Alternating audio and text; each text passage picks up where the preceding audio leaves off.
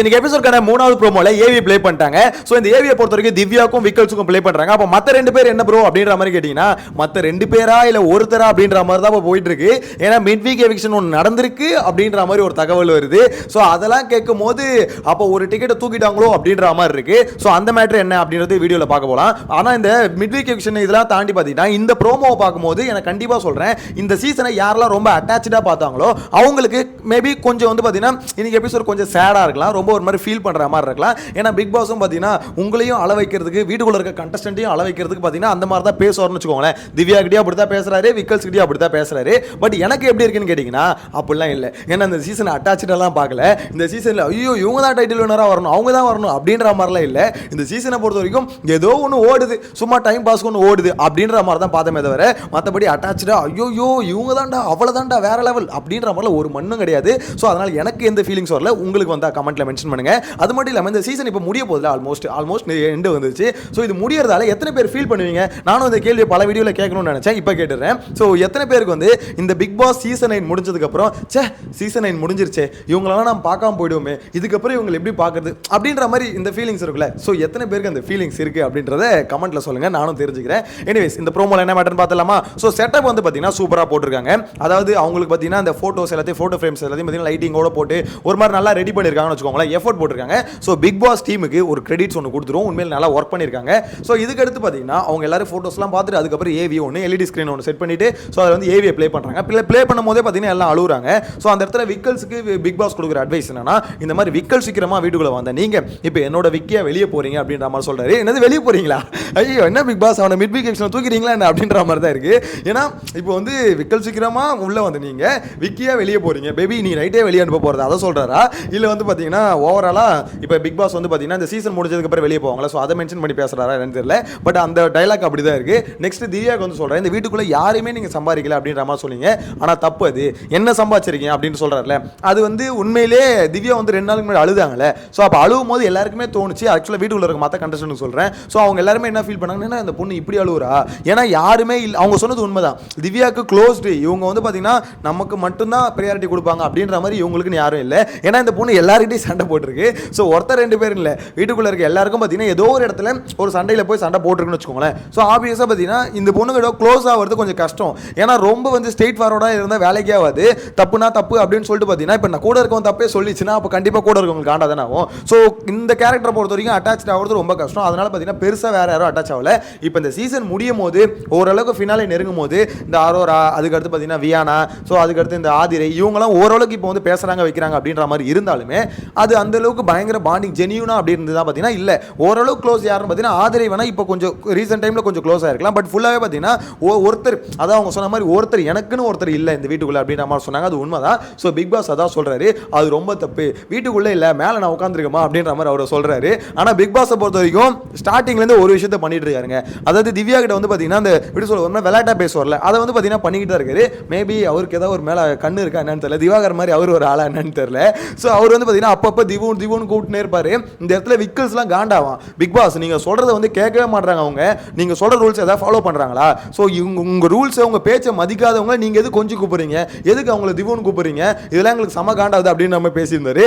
அப்போ எனக்கு தோணும், டேய் உனக்கு ஏன்டா இவ்வளோ வைத்திருச்சுலே, அதாவது உங்கள் ரூல்ஸை மதிக்கலை, உங்கள் ரூல்ஸை கேட்கல, நீங்களாம் உங்களுக்கு இப்படி கூடவே கூடாது அப்படின்ற மாதிரி சொல்லிட்டு இருக்கும் போதும் அந்த பிக் பாஸ்னு அந்த மனுஷன் வந்து பார்த்தீங்கன்னா அதை நிறுத்தலை. ஸோ அவரை பொறுத்த வரைக்கும் என்ன தான் சண்டை கலவரம் எல்லாம் போயிருந்தாலும் திவ்யா கிட்ட ஒரு நிறைய விஷயம் பார்த்தீங்கன்னா ரொம்ப ஒரு மாதிரி ஓகே இந்த பொண்ணுக்கு அதாவது ஏதாவது ஒரு ஃபன்னாக விளையாடணும் அப்படின்றதுக்கோசமே பேசுகிற மாதிரி இருக்கும். நம்மளே நிறைய சில சமயம் ரிவ்யூவில் வந்து கலாச்சிருக்கோம், என்ன இந்த பிக் பாஸ் திவ்யா கிட்ட பேச சரியில்லையே அப்படின்ற மாதிரி. ஸோ எனக்கு தெரிஞ்சு பார்த்தீங்கன்னா அவருக்கு சைடில் ஏதாவது ஒரு தனியாக ஒரு கேர் திவ்யா காமிச்சாரா அப்படின்ற மாதிரி தெரியல. ஆனால் இப்போ என்ன சொல்கிறாரு, இல்லை நான் இருக்கேன், என்ன சம்பாரிச்சிருக்கீங்க அப்படின்ற மாதிரி சொல்றாரு.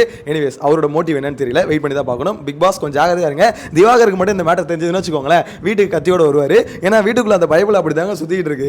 எவன் திவ்யா கிட்ட வந்து பார்த்தீங்கன்னா ஒரு மாதிரி வெறுப்பேத்து தான் கொஞ்சம் நானுங்க வைக்கிறானுங்க, ஆனால் அந்த அளவுக்கு பொசசிவ்னஸ்ல என்னென்னமோ பண்ணிட்டு சுத்துறாரு. ஸோ பிக் பாஸ் கொஞ்சம் கேர்ஃபுல்லாக இருக்குது நல்லது அப்படின்ற மாதிரி தோணுது எனக்கு. இந்த சம்பவம் நடக்கும்போது மேபி இவங்கெல்லாம் வீட்டை விட்டு வெளியே அனுப்பிட்டாங்களா அப்படின்ற மாதிரி தெரியல. ஏன்னா எனக்கு தெரிஞ்சு இன்னைக்கு நைட்டு வெளியே அனுப்பணும், இல்லைனா அப்படி வெயிட் பண்ணி நாளைக்கு காலையில் வெளியே அனுப்புறாங்களான்னு தெரியல. ஸோ இன்னைக்கு நைட்டே வெளியே அனுப்பிட்டு இந்த ஒரு அரேஞ்ச்மெண்ட்லாம் இதெல்லாம் பண்ணி அவங்கள வந்து இது பண்ணாங்கன்னா கண்டிப்பாக எல்லாருமே அழுவாங்க. ஏன்னா வீட்டுக்குள்ளேயும் ஒரு மாதிரி லோன்லினஸ் இருக்கும். ஸோ இவங்களும் வந்து தனியாக ஒரு ஸ்டேஜில் நின்று அவங்க வீடியோவை பார்த்து அவங்க அழுதது அவங்க கத்துனது எல்லாத்தையும் பார்க்கும்போது ஆப்வியஸாக அழுவாங்க. ஸோ விக்கல்ஸும் அழுகுறாரு, அந்த இடத்துல திவ்யாவும் அழுகுறாங்க, கண்டிப்பாக அடுத்து வந்து சபரியும் அழுவார். ஸோ அழுகிறதுக்கு பஞ்சமே இருக்காது அப்படின்ற மாதிரி சொல்லணும். அதுக்கடுத்து இப்போ ஒரு மிட் வீக் எவிக்ஷன் அப்படின்ற மாதிரி ஒரு நியூஸ் வருதுல்ல. ஸோ அந்த மிட் வீக் எவிக்ஷனில் அரோரா தான் போயிட்டாங்க அப்படின்ற மாதிரி ஒரு தகவல் வருது. இது எந்த அளவுக்கு உண்மைன்னு எனக்கும் தெரியல. பட் இப்போ வந்து ஸ்ப்ரெட் ஆகிட்டு இருக்கு அரோரா தான் எவிக்ட் ஆயிருக்காங்க அப்படின்ற மாதிரி. பட் எனக்கு தெரிஞ்ச மிட் வீக் எவிக்ஷன் வைக்க மாட்டாங்கன்னு தான் நானே நினச்சேன்.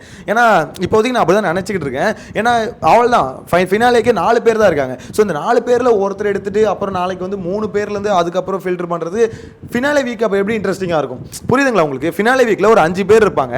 அந்த 5 பேர்லேருந்து ஒவ்வொருத்தரா தூக்கும் போது என்ன ஆகும்னா கடைசி 2 பேர் வர வரைக்கும் ஓரளவுக்கு எங்கேஜிங்காக இன்ட்ரெஸ்டிங்காக இருக்கும். ஓகேங்களா? சில ஃபினாலேயில் தான் பார்த்தீங்கன்னா 3 பேரை வந்து ஸ்டேஜ் கூட்டு வருவாங்க, மேக்ஸிமம் 2 பேரை கூட்டு வருவாங்கன்னு வச்சுக்கோங்களேன். ஸோ அந்த மாதிரி ஒவ்வொருத்தர் தூக்கும் போது இவன் போவானா அவன் போவானா அப்படின்ற மாதிரி இருக்கும். அதுவும் இந்த சீசனை பொறுத்த வரைக்கும் அது ரொம்பவே இன்ட்ரெஸ்டிங்காக இருக்கும். ஏன்னா இந்த சீசனை பொறுத்த வரைக்கும் என்னதான் திவ்யாவுக்கு ஓட் லீடிங்கில் இருந்தாலும் சேனல் எப்படி ரியாக்ட் பண்ணணும்னு யாருக்குமே தெரியாது. ஸோ அதை பார்க்கும்போது மக்களுக்கு கொஞ்சம் இன்ட்ரெஸ்ட் இருக்கும். அப்படின்னும் போது 4 பேர்லேருந்து ஒருத்தர் தூக்கிட்டீங்க, அதுலேயும் ஒருத்தர் தூக்கிட்டீங்கன்னா மேபி ஃபினாலே வீக் எப்படி இன்ட்ரெஸ்டிங்காக இருக்கும், ரொம்ப ஒரு மாதிரி மொக்கையாக இருக்காது.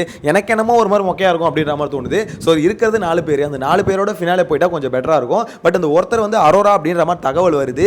இது எந்த அளவுக்கு உண்மைன்னு தெரியல. பட் உண்மையாக இருக்கும் பட்சத்தில் ரியா வந்து ரொம்ப மனசு ஒடிச்சிருவாங்க. ஏன்னா அவங்க தான் போட்டிருந்தாங்க இந்த மாதிரி டைட்டில் வின்னர் அரோரா அப்படின்ற மாதிரிலாம் போட்டிருந்தாங்க.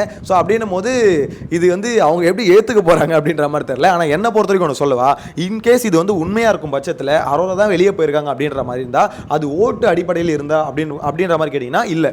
ஏன்னா அரோராக்கு ஓட்டுகள் இருந்தது. அது மட்டும் இல்லாமல் இந்த வாரத்தோட ஸ்டார்டிங்கில் என்ன ஆச்சு தெரியல, அரோராக்கான ஓட்டு மட்டும் தான் ஒர்க் ஆச்சு.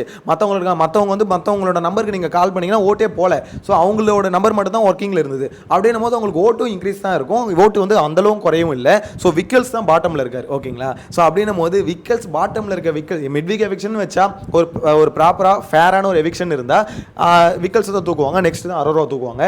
அப்படி இல்லை நாங்கள் அரோரா தான் தூக்கணும் அப்படின்ற மாதிரி மோட்டிவில் அவங்க தூக்குனாங்கன்னா அதுக்கான காரணம் இது கிடையாது, வேற ஒரு காரணம் இருக்கலாம். விக்கல்ஸை விட அரோரா தூக்குறது காரணம். ஏன்னா இந்த ஸ்டார்டிங்கில் இந்த மண்டேல வந்து ஓட்டிங் போகுது அப்படின்ற ஒரு இஷ்யூ வந்து பயங்கரமாக கிரியேட் ஆயிடுச்சு, பேசப்பட்டுச்சு. மேபி இதை மறைக்கணும், அதாவது நம்ம மேலே இந்த தப்பை வந்து துடைக்கணும் அப்படின்னு சொல்லிட்டு எப்படி இருந்தாலும் அரோரா தூக்க போகிறதானே, ஸோ இப்பயே தூக்கிடலாம் அப்படின்ற மாதிரி நினச்சி தூக்குறாங்களா என்னன்னு தெரியல. இப்போ வரைக்கும் சொல்கிறது அது கன்ஃபார்ம் நியூஸ் இல்லை, ஏன்னா இப்போ வரைக்கும் ஷோராலாம் இல்லை. பட் அவங்க தூக்கியிருக்காங்கன்னு ஒரு இன்ஃபர்மேஷன் ஸ்ப்ரெட் ஆகிட்டு இருக்கு. இதே மாதிரி தான் ஒவ்வொரு தடவையும் இன்ஃபர்மேஷன் ஸ்ப்ரெட் ஆச்சு. திவ்யா போயிட்டாங்க, விக்கல்ஸ் வெளியே போயிட்டாரு, சபரி வெளியே போயிட்டாரு. ஸோ மிட் வீக் எவிக்ஷன் என்னோட கெஸ் என்ன இருக்காது அப்படின்ற மாதிரி தான் நான் கெஸ் பண்ணுறேன். இந்த தகவல் ஒரு பக்கம் விட்டு தெல்லுங்க. கெஸ் என்னன்னா மிட் வீக் எவிக்ஷன் இருக்காது அப்படின்ற மாதிரி. ஏன்னா இன்னைக்கு நைட்டு போறாங்க அப்படின்ற மாதிரி தகவல் வருது. பட் இல்லாம இருந்தா தான் கொஞ்சம் பெட்டரா இருக்கும். 4 பேரோட ஃபினாலேக்கு போங்கடா, அப்பதான்டா கொஞ்சம் நல்லா இருக்கும். 3 பேரை வச்சுக்கிட்டு அதுல ஒருத்தர் வந்து ஸ்டார்டிங்ல தூக்கிட்டீங்க, மிச்சம் 2 பேர் வச்சு கிட்டத்தட்ட எப்படி 6 மணிக்கு ஷோ ஆரம்பிக்குது. ஸோ நைட் வரைக்கும் என்ன பண்ணுவீங்க, எல்லாரும் டான்ஸ் ஆட விடுவீங்களா? இந்த சீசன் கண்டஸ்டன்ட் வச்சு உங்களால் பர்ஃபார்மன்ஸ் பண்ண முடியுமாங்க? போன சீசனாவது எல்லா ஸ்டேஜ் வந்து பர்ஃபார்மன்ஸ் பண்ணாங்க, சுனிதா அன்ஷிதா இவங்கலாம் பார்த்தீங்கன்னா ஸ்டேஜ் பர்ஃபார்மன்ஸ் பண்ணாங்க. இந்த சீசன் யாரை வச்சு பண்ணுவீங்க எனக்கு ஒன்றும் புரியல. கானா வேணத்து பாட்டு பாடுவார். ஸோ அந்த அளவுக்கு அவர் வந்து பாட்டு ஒரு மாதிரி ஓட்டு வரணும்னு வச்சுக்கோங்களேன். டான்ஸ் பர்ஃபார்மன்ஸ் யார் பண்ணுவா, ரொம்ப கம்மி. ஸோ அதனால வந்து பேசி ஒரு மாதிரி பார்த்தீங்கன்னா ஃபினாலே ஸ்டேஜும் டாக்ஸிக்காக தான் மாற்றுவானுங்க. அப்படி மாற்றக்கூடாதுன்னு நினச்சிங்கன்னா 4 பேர் இருந்தால் பெட்டர் அப்படின்ற மாதிரி தோணுது. பட் இந்த ப்ரோமோவை பற்றி பொறுத்த வரைக்கும் பார்த்தீங்கன்னா 2 பேருக்கான ஏவி போட்டாங்க, மிச்சம் 2 பேருக்கான ஏவி போட்டால் தான் நம்மளுக்கு கன்ஃபார்ம் ஆகும். அதாவது இவங்களும் இருக்கானுங்க வீட்டுக்குள்ளே, இல்லை அரோரா அதுக்குள்ளே பற்றி விட்டு போயிட்டாங்களா, இல்லை ஏவி போட்டுட்டு அப்படியே கேட்டு திறந்து வெளியே அமிச்சிட்டாங்களா அப்படின்ற மாதிரி தெரியல. ஸோ இதை வந்து வெயிட் பண்ணி பார்க்கலாம். உங்களோட கருத்தை மறக்காம கமெண்ட்ல மென்ஷன் பண்ணுங்க. நெக்ஸ்ட் வீடியோவில் மீட் பண்ணலாம். Tata bye by.